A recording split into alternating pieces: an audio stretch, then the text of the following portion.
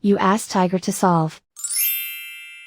This deals with linear equations with one unknown. The final result is x equals 6. Let's solve it step by step.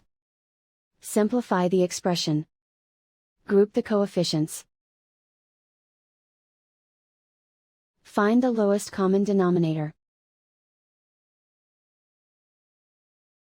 Multiply the denominators.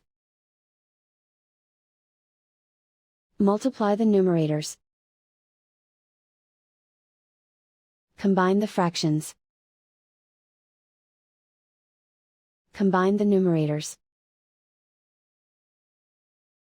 Isolate the x. Multiply both sides by inverse fraction 12/7. Group like terms. Multiply the coefficients.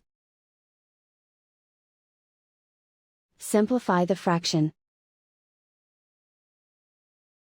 Multiply the fractions. Find the greatest common factor of the numerator and denominator. Factor out and cancel the greatest common factor. And so the final result is x equals 6.